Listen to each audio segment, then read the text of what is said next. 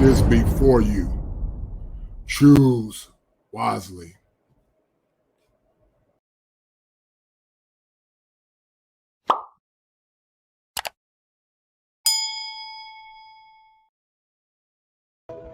I'm going to take the time to explore the dynamics behind this critique and expose by the more or less famous YouTuber Kevin Samuels, and also the injunction by the lady by the name of Weezy.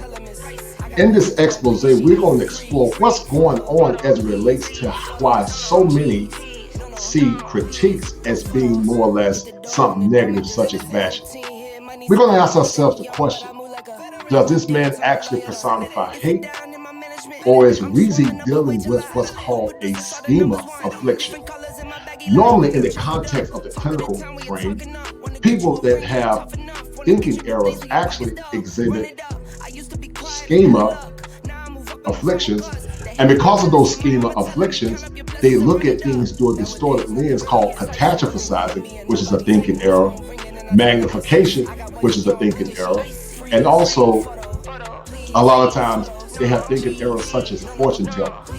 And because of these mental health pathologies, a lot of times they reduce the ability of our women and also some men to see how their behaviors are impacting them in a negative way and not getting the outcomes that they deserve. From this expose, I want you to explore and ask yourself the question, does Kevin Samuels hate Black women, or is Weezy dealing with a cognitive distortion that's more or less due to a schema affliction? Sit back, relax, and enjoy this show as we bring it to you live from the greatest state in the union. It doesn't get no better than this state, where the topography is serene, pristine, and verdant green.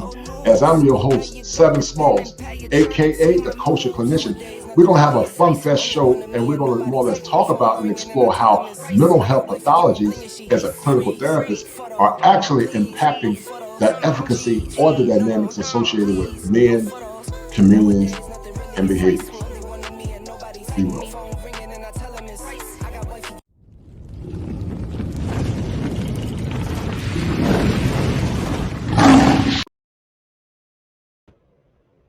All right. We're going to explore the issues with the young lady by the name of Weezy. And we're going to see what's going on, because a lot of times, guys, we hear people talk about Black men hate Black women. And any conscious critique, unfortunately, given to our women is often taken in a negative light. In the clinical framework, we call that cognitive distortions or thinking errors. And those thinking errors are normally tied to what's called schema afflictions. A schema affliction, once again, based on the intro, is a fixated way of thinking that's often tied to pain from the past. But some of that is also tied to some traits of narcissism, but also is tied to some thinking that they're better than the men that they're actually dealing with.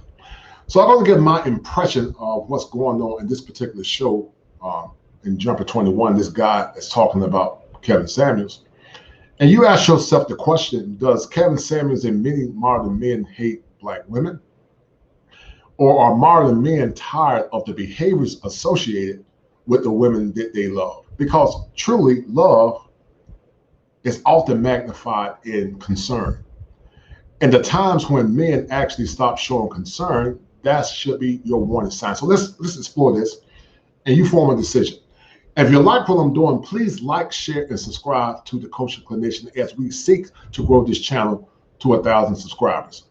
I'm forever grateful for those out there that have been working with me in this timely effort.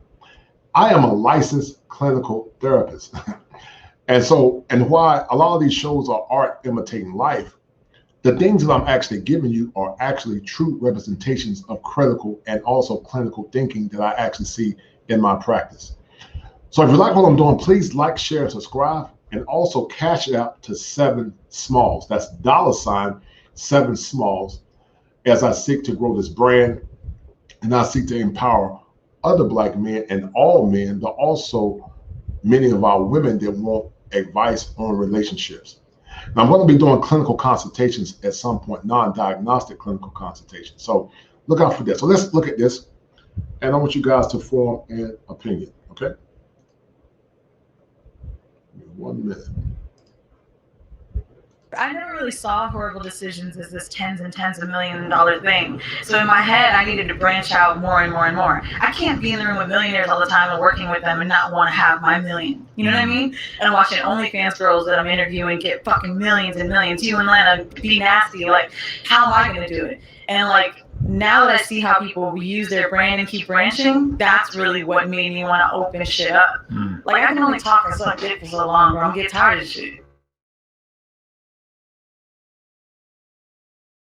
Excited and interested about it, because a lot of times when I'm watching like fucking different podcasts in the hip hop sort of, and just think, look at the language that this young lady is using. You know, these are the behaviors that a lot of men actually talk about. Listen to the language and the foulness of her language.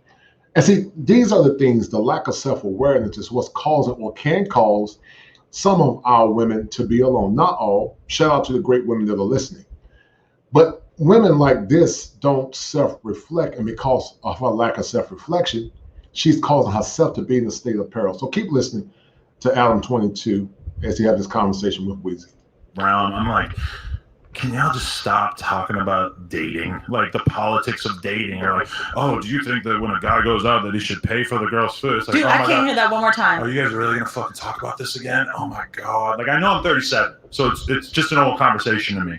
Maybe if you're 21, it's a lot more interesting. But I just feel like so much of this relationship talk is so boring in the podcast world now. It is, and I think that we need to start.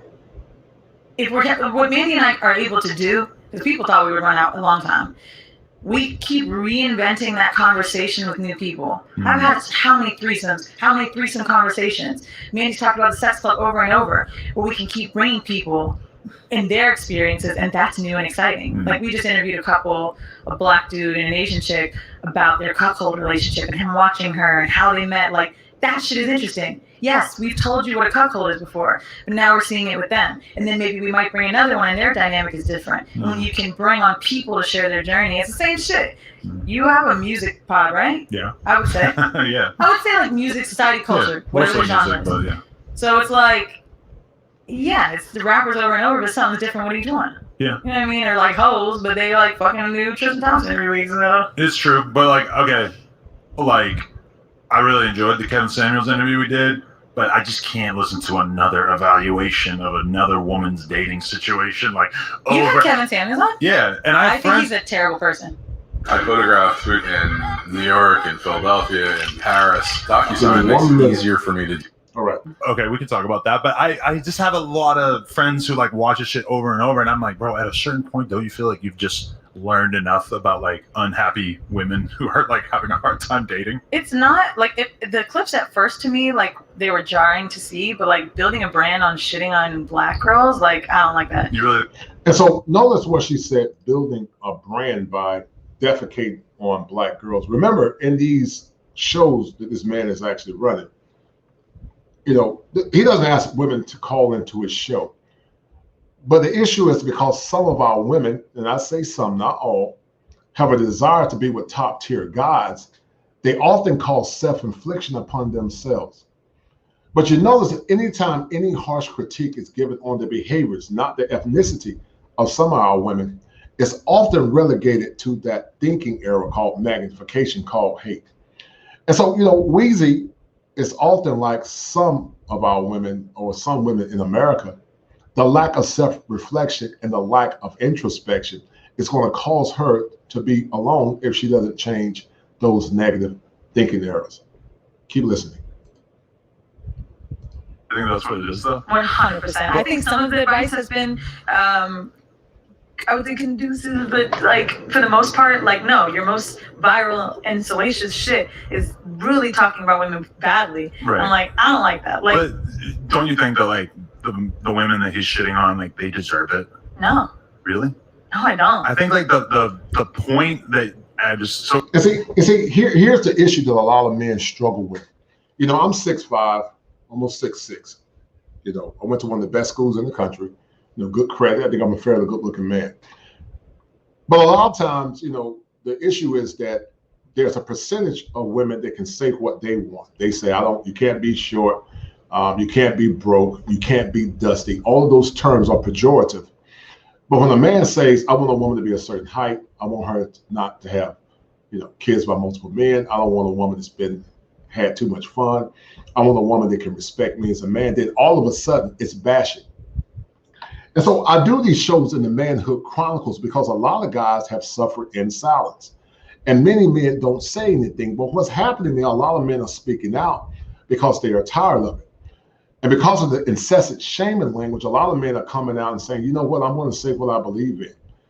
And so it's unfortunate when you hear these kind of conversations from this young lady because her intentions might be well, but she's woefully ignorant. I want you to keep listening to what she's saying. So easily able to call it the Kevin Samuels thing. It's just like, these women are being raised to not understand what the fuck is going on. Like, they just really telling girls they're fat, looking like a linebacker and shit like that. Like, that's fucking nuts. The women that he says that to are the women who think that they're gonna get some. Like, I've seen these women who are like 300 pounds saying that they deserve a guy who's making $1 million a year and shit. And it's like, that's not gonna happen for you. Like, you are crazy for thinking that this is how the world works. And for him to have to even tell them that is pretty shocking to me. It's just shocking to watch him speak that way because I don't really see the caliber of woman he could get. Like, I don't find him. Why does it have to go to that right away? I think the thing. And everything that she's debunking sounds like a deflection, more or less an ad hominem attack, where she's more or less attacking the messenger instead of the message. The incessant narcissism that a lot of guys are having that actually led, a lot of women are having, has actually led for the first time in history to a 29% of men being virgins. Think about it, 29% of men are actually virgins. They've never had the experience of having sex with a man because unfortunately a large percentage of our women are actually dealing with the top 5, 10, 15, or 20% of men. And see, men, I blame you because you told some of these entitled women that they were better than what they think they are. You told some, not all, and I shout out to all the great women again, that they deserve the top tier men without actually earning it. So, because of this, we're going to continue to have this fragmentation that we see in society. We're going to continue to have this fragmentation that we see in our community. And we're going to continue to have this fragmentation that we see in relationships. I want you guys to listen to this because once again, it's a thinking error that's probably based on a schema affliction, but also the lies that some men have probably told this woman that they have given her an inflated sense of self-worth. Keep listening.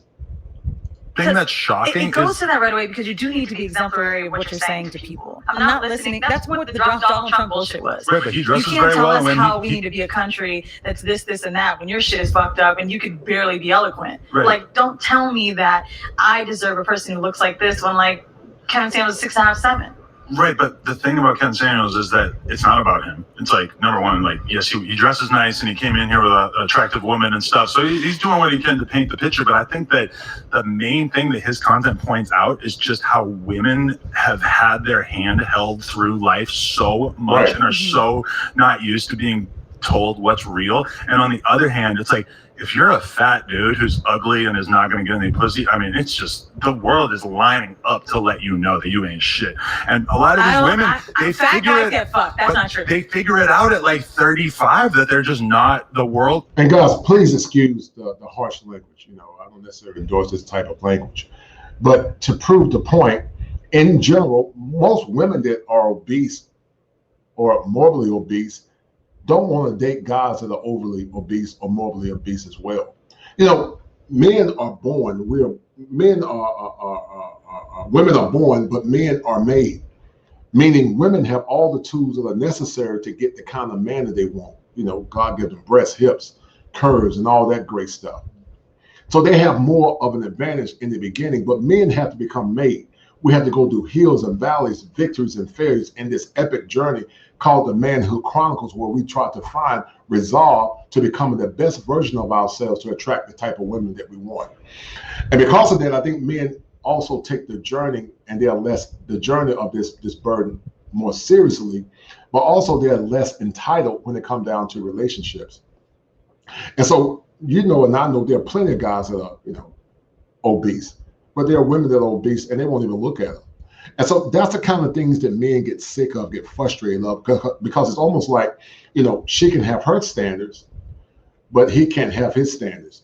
And that's causing the frustration that a lot of men are having to, and some men are actually going abroad to find love because those women actually honor and respect masculinity. I want you to keep listening. Is just not as accommodating as they've been told their whole life. And now we have Kevin Samuels to let them know. And I think that he's actually doing important work. I can't wait for Dr. Umar to get his ass. I really hope they get him. But Dr. Umar is living in a fantasy world. Kevin talks about real shit. How is Dr. Umar in a fantasy? Because he kind of relies on these like fake arguments too of being like, you say mean things to black women. It's not really about No, that. Dr. Umar is like way deep. Mind you, he's super homophobic, and I can't even believe I'd be sticking up for him like this, but like, Right.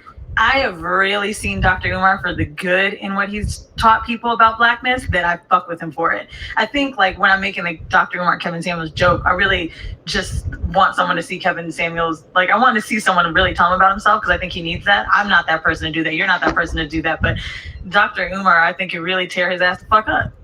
Maybe. But I don't know. I just don't. Listen, I don't have a dog in the fight as it relates to Umar Johnson or Kevin Samuels. You know, I think Umar, some of his intentions are noble, but I think also Umar tends to personify some of our women as being infallible, which in essence causes a queen complex. You know, as I said earlier, the true essence of love is to tell someone the truth, even to the point that it hurts them. But unfortunately, we live in a world where people and some charlatans actually lie to our women, not because they love them, because they have ulterior motives. Ladies, listen. If you got a man that's telling you about your behavior, that's a great sign that he still loves you and cares about you. But beware of any man that always tells you something good about yourself instead of telling you to introspect in a perfect tone and telling you to more or less look at the things that you are doing wrong and then try to work to get better. Listen, I don't agree 100% with Kevin Samuels or 100% with Umar Johnson. But I think Umar Johnson is definitely doing some damage, even though he's done some good, but I think he's definitely doing damage because it appears that he panders to women instead of telling them what they want to hear. And because of that appearance, it appears to be more or less a detriment to their success long term. No person is above reproach, black man or black woman. I'm not above reproach. And if I can be corrected, so can our women as well. Keep listening.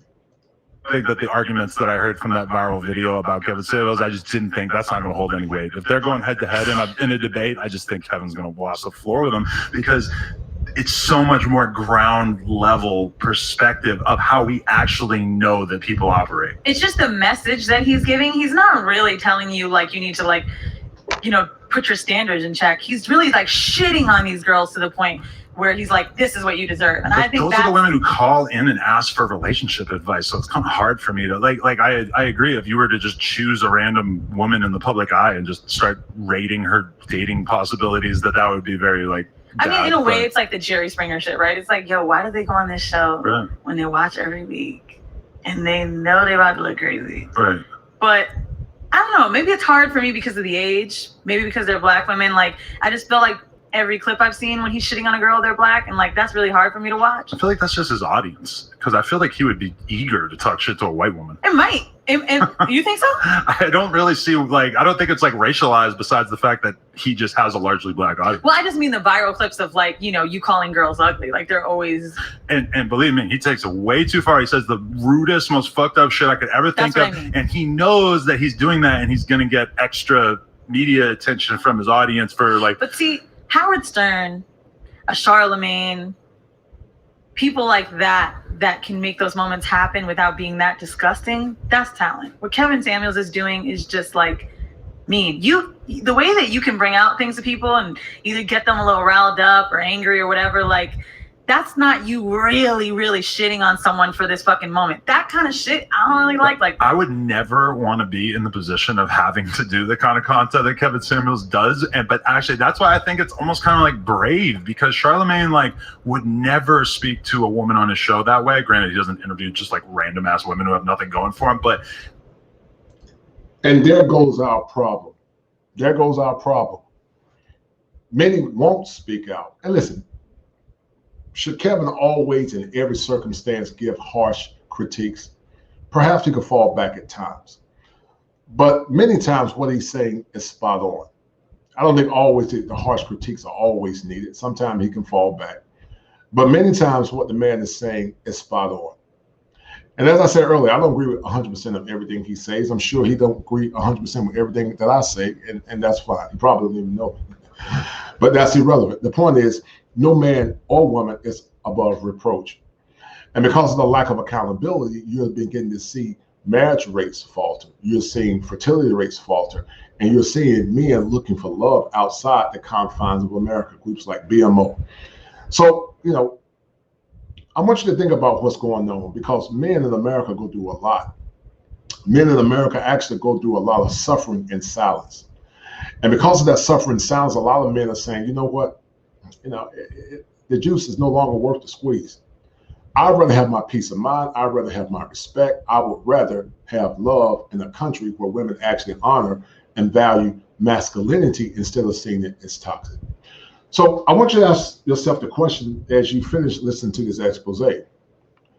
Does Kevin Samuels hate Black women, or is this woman going through a schema affliction due to the pain that she's perhaps experienced in the past?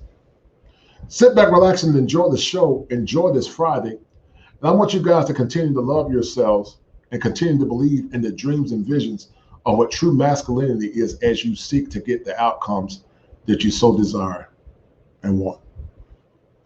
Be well.